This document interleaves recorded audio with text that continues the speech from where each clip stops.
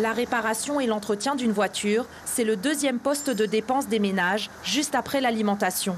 Pour commander ces pièces et faire des économies, certains clients passent par Internet. Avant, je commandais par Internet, mais les autres fois, ça fait tellement de difficultés. Les autres fois, on se fait avoir aussi. Alors, j'ai changé d'avis, je suis revenu à aller voir sur place. Comme ça, si ça ne va pas, on peut rendre pour leur dire que c'est pas ce qui a été demandé. Les deux fois où j'ai dû aller chercher, elles étaient très chères dans les maisons qui ont commandé les voitures.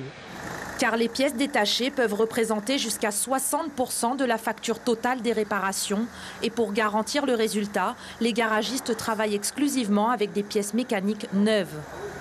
C'est de la pièce d'origine ou de la pièce adaptable. Après, la pièce adaptable, on va dire que c'est les fabricants qui fournissent même les pièces sur les véhicules d'origine. Suivant les marques qu'on a besoin, on trouve la pièce Bosch, on a un concessionnaire sur le territoire qui fait venir de la pièce Bosch. Quand on a besoin d'autres pièces, on les trouve aussi.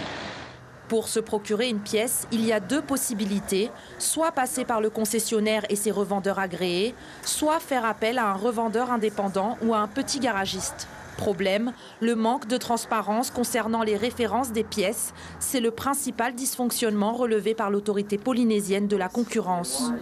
Un garagiste indépendant doit procéder à des réparations sur des véhicules. Ils ont souvent besoin d'avoir ces références-là et ont du mal à les obtenir de la part des constructeurs automobiles ou des concessionnaires agréés. Ce qui rend en fait les consommateurs captifs du premier réseau de concessionnaires et de garagistes agréés par les constructeurs automobiles.